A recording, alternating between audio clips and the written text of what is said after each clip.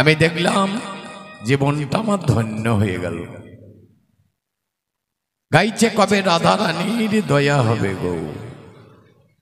এমন সময় দেখছি দোহারি ধরেছে যে বাইরে মাঝি শুয়ে আছে। ওটা ইচ্ছা করলে এখনই হবে গো।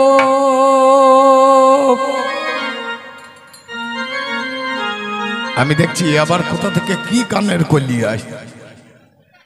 তখন বাবাজি কোয়াপ তাল বাজাতে বাজাতে দরজা খুলিয়েছিল। তবে আর কেন দূরে দূরে এই রকমের হারামে জাদা, এই রকমের হারামে জাদা ধর্মের বাবা আজ গোষ্ঠী মেরেছে। এই রকমের হারামে জাদা ধর্মের বাবা বেঁচে গিয়েছে। এই রকমের হারামে জাদা গৌরাঙ্গ মহাপ্রভু যিনি বৈষ্ণব ধর্ম আনলেন, তার সুন্দরী বউকে রেখে তিনি চলে গেলেন বিদেশে। আর আজকে যারা বাবাজি হয়েছে তাদের আবার ৩-৪টে মাঝি লাগে, তাছাড়া কাজ হয় না। এর নাম ধর্ম? এবার ব্রাহ্মণের দিকে যাব, তাদের ধর্ম ভাই কেমন ধর্ম আছে আমি একটু দেখতে চাই। ব্রাহ্মণরা পুজো করতে যায়, আমাদের গ্রামে ব্রাহ্মণ পুজো করছে। আমি বললাম, ব্রাহ্মণ ঠাকুর মশাই আপনার পুজোছে তো? বলে বুঝলাম না। আল্লাহ আমার পুজোতে এসেছেন, আগে আপনার পুজোছে নাকি দেখুন, তবে তো আমার পুজোবেন। ব্রাহ্মণ যদি হয় ব্রহ্মজ্ঞাতি, বামনি যদি হয় গর্ভবতী, সেই বামুন দিয়ে পুজো করালে যজমানের হবে ক্ষতি, এতে লাভ বাবা হবে না। লাভ বাবা হবে না। আগেকার ব্রাহ্মণদের মুখে বেরোতো আগুন, আর এখন ব্রাহ্মণদের মুখে কি বেরোয়? বলতে কেমন লাগছে নাকি বলি? পুজো হচ্ছে, যজ্ঞ হচ্ছে, যজ্ঞে বলছে 500 ঘি কিনে আনিস। ওর গিন্নি বলে দিয়েছে, ঠাকুরান বলে দিয়েছে একটা বোতল নিয়ে যে ওখানে ঘি এনো, কঞ্চরে বোতল গুঁজা আছে। যজ্ঞ করার সময় দেখবেন বলছে সব ওই দিকে ঘুরিয়ে একবার তাকাও, তখন ঘি খানিক বোতলে বই নিলে দেখ কঞ্চরে গুঁজে দিল। যজ্ঞ চলছে, শেষকালে যে ঘিটুকু থাকে লক্ষ্য করে দেখবেন সবাই উঠে দাঁড়াও, যজ্ঞে আহুতি দিতে দুম দুম করে ঘিটা ঢেলে দিলে। ওই কাঠ পোড়া একটা মাল চাপিয়ে দিলে ওই ঘিয়ের উপরে, দিয়ে সব কপালে কপালে মাল মেরে দিলে। কি দিলে? আপনারা কি পেলেন? ফোঁটা নাকি? ঠাকুর মশাই মনে মনে ভাবছে, ওরে আমি ঘি পেলাম, কাপড় পেলাম, কলা পেলাম, আপেল পেলাম, তোদের কিছুই নাই, তাই তোদের কপালে তুলিয়ে দিলাম বাসি আকার ছাই। এই পুজো করিয়ে তোদের কিছু হলো না, তোদের কিছু হলো না। এই পুজো করিয়ে ওদের কোনো লাভ নাই। আজকে ধর্মকে আমার পায়ে ধরাবো, তারপরে ছেড়ে দেবো। ভাগবতে চলুন, এবার একবার ভাগবতে ঢুকি। বাবা নামে আমার কালু ডাকাত, ওরে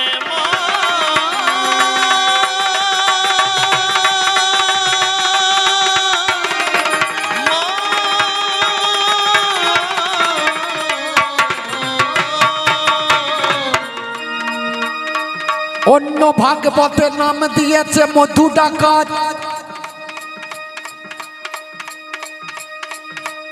প্রতিদিনে চুরি করে, একদিনে চুরি করতে যাবে সন্ধ্যাবেলায়,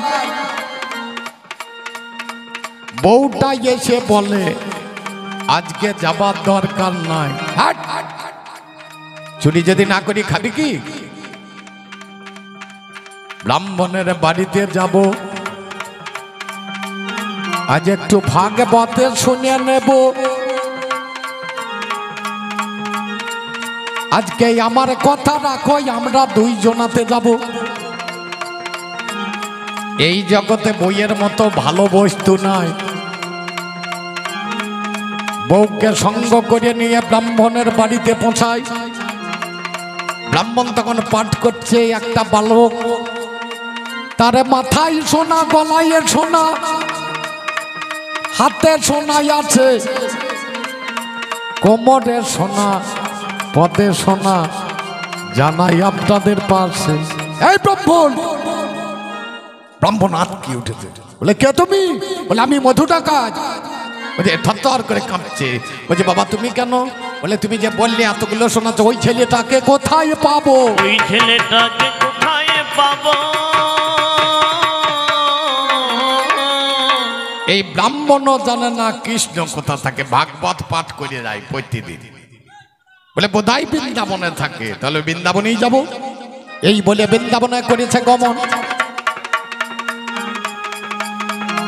28 দিন পর গিয়ে উপনীত হন একটা বৃক্ষের তলায় বসে মধু ভাবছে মনে মনে।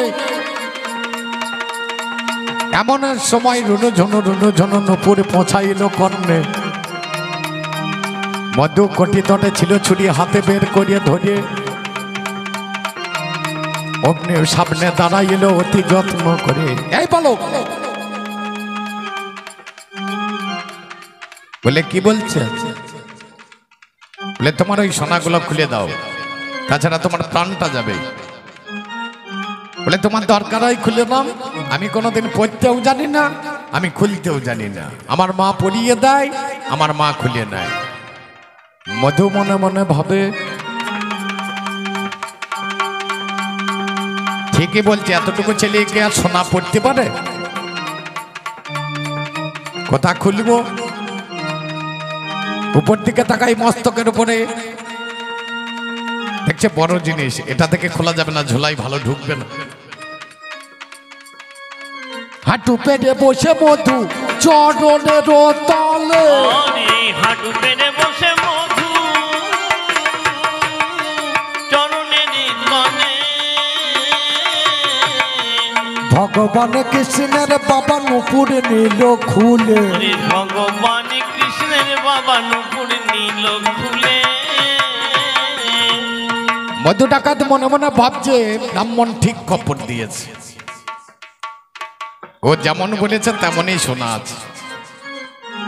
প্রথমে নুপুর দুটি খুলে নিয়ে উপরে উঠিল, এক এক করে যত গয়না সবই খুলে নিল, ঝোলার মধ্যে ঢুকিয়ে নিয়ে মধু ডাকাতে চলে যায়। কিছু দূরে যাওয়ার পরে ফিরিয়া তাকায়, যখনই তাকিয়েছে দেখছে যেমন গয়না তেমনই আছে। মধু চিন্তা করছে, এ তো যেমন গয়না তেমনি কি ম্যাজিক জানা নাকি? মধু মনে মনে বলছে তুমি যতই গয়না দেখো, আরে আমি নেব না,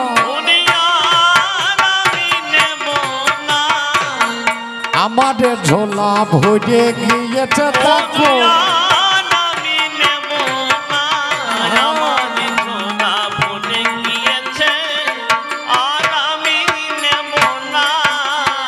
ও বাবা রে, মধু আমার বাড়িতে ফিরিল ভাই, রাত্রি 12টায় পৌঁছায় গেল আমার ব্রাহ্মণের দরজায়। দরজায় গিয়ে ধাক্কা দিল, খোলো গো ব্রাহ্মণ, দেখো কত মাল এনেছি আমি করিয়া যতন। তুমি যেমন খবর দিয়েছিলে তুমি ঠিক খবর দিলে, মালগুলো আমি নিজ হাতে দেখো এনেছি আজ খুলে। ব্রাহ্মণ বলছে কে তুমি?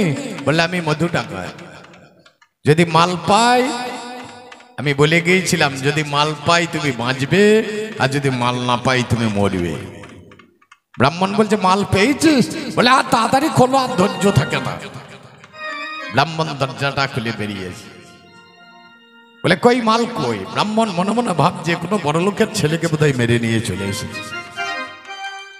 ঝোলাটাকে ধরে যখন ঢেলে দিয়েছে মালগুলো, ব্রাহ্মণ নুপুর হয়ে পড়ে দেখছে সেই নুপুর, সেই চূড়া, সেই ধরা, সেই মোহন মুরলী। মধুর দিকে তাকিয়ে ঝরঝর করে গেল, ওরে মধু, ওরে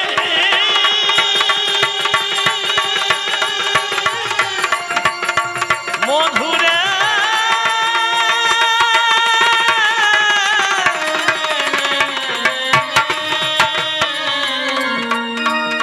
আমার পথ ভালো পথ,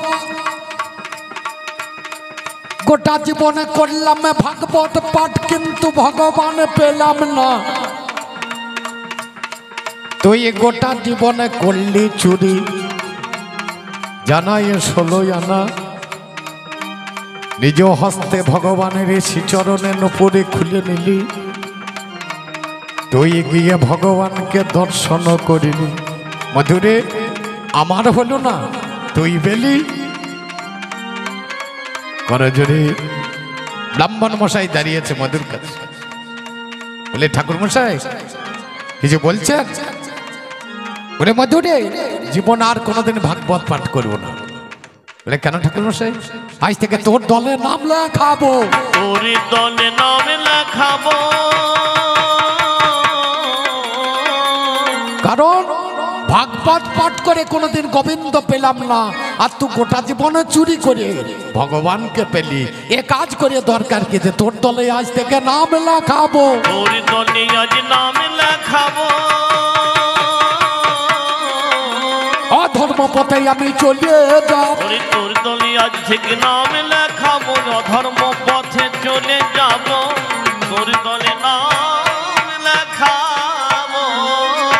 আর এক কথা শুনলাম এখানে, তীরে না তীরে না না না না না না, আমি আর এক কথা শুনলাম এখানে, তীরে না তীরে না না না না না না, একবারে বলো অধার্মিক ভাই, ও তীরে না তীরে তীরে না তীরে না না না না, ওরে তোমার লেখা গ্রন্থ কি বা, তীরে না না তীরে না না তীরে না তীরে না না না না, একটু আমি শুনতে চাই।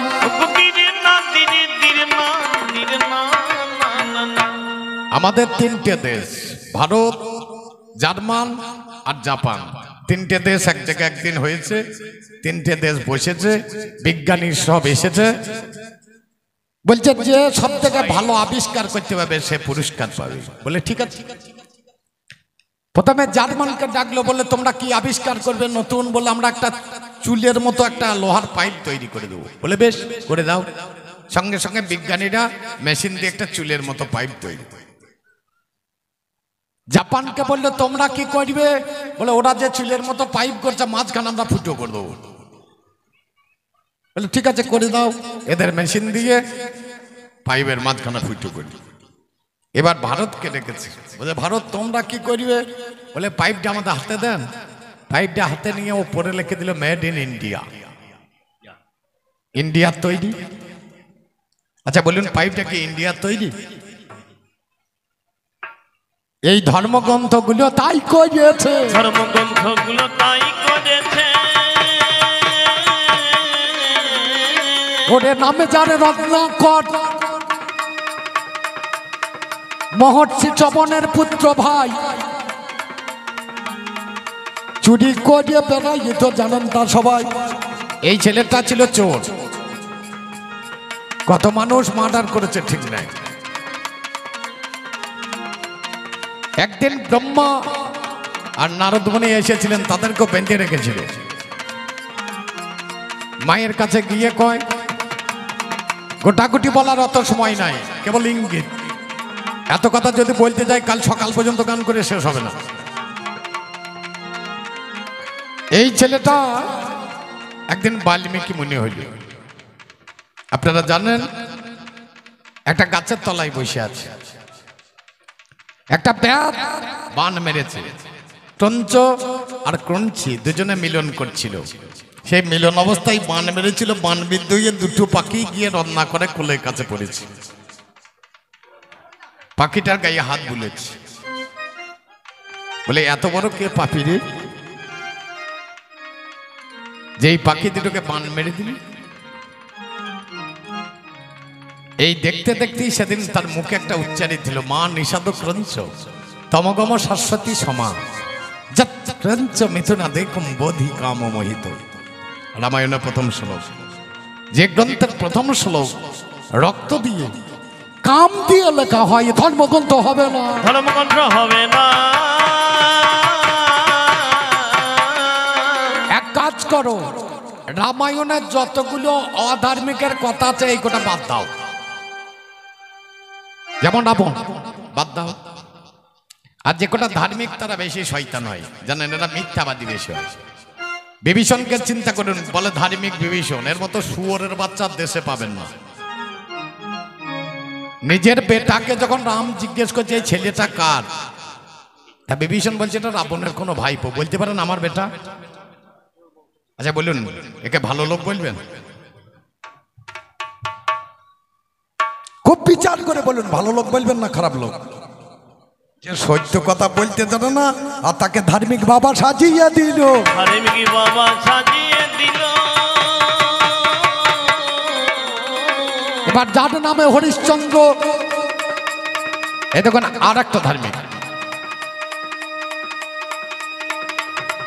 এই ধর্ম জিনিসটা কেমন বলেন দেখি? একটা কথা মনে পড়ে গেল, এই ধর্মের সাজটা কেমন?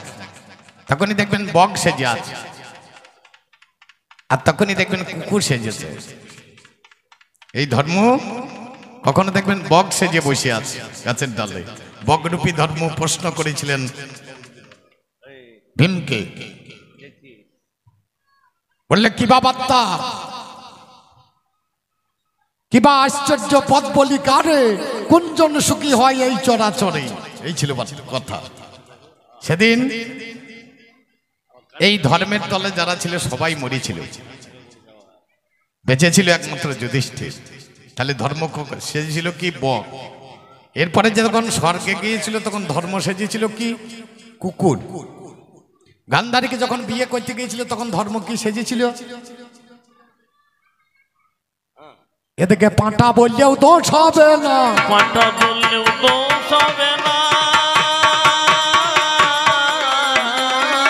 ধর্মকে যদি পাঁটা বলা হয় তাতেও বাবা দোষ হবে না, তাতেও বাবা দোষ হবে না। পাঁটাদের কি নাই? ওই যে একাদশী না কি বলছিল, পাঁটার নাই মা মাসি আর আমার নাই একাদশী। এই যারা ধর্মপথে চলে এদের মা মাসি জ্ঞান নাই।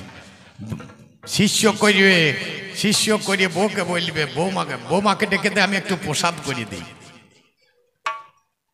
যে শুয়োর বাচ্চারা আপনাদের বাড়ি আসবেন টুটি পা দিয়ে জিভ বার করে দিন, আমি বললাম বলে প্রসাদ তোমাকে করতে হবে না, আমি নিজে প্রসাদ করতে পারি। হইসও থাকলে পরে ঘাড়ে চুটিয়ে দিয়ে, ধর্ম যদি কিছুটা হইতে হবে। এই পাঁটা কোটায় ধর্ম সেজে। যদি বলেন কেন, মা গান্ধারীকে যেদিন বিয়ে করতে গিয়েছিল ধর্ম একটা ছাগলের পাঁটা সেজে দাঁড়িয়েছিল। আমি বলছি না বাবা, শাস্ত্রে সেটা প্রমাণ দিয়েছে, শাস্ত্রে সেটা প্রমাণ দিয়েছে। কি জানাবো বাবা দশের পাশে, শাস্ত্রে সেটা প্রমাণ দিয়েছে। কি জানাবো দশের কাছে, শাস্ত্রে সেটা প্রমাণ দিয়েছে। এবার নামে যার মহাভারত, একটা ছেলে লিখছে সকালবেলায় দেখাশোনা, দুপুর বেলায় বিয়ে, সন্ধ্যেবেলায় বউটা এলো টাটকা ছেলে নিয়ে। নাম যারে দই পায়ন, যে মেয়েটার গর্বে এলো ভাই, এই ছেলেটা জন্ম দিল অনুডায় অবস্থায়। এই ছেলেটার যখন জন্ম হয়েছিল তার মায়ের বিয়ে হয়েছিল। বিয়ের আগে যদি কোনো ছেলের জন্ম হয় আমাদের দেশে, সেই ছেলেকে আমরা কি বলি? বিয়ের আগে যদি কোনো সন্তানের জন্ম হয় সেই ছেলেটাকে আমরা জারজ বলি। তার বাবার ঠিক ঠিকানা দিতে পারে না।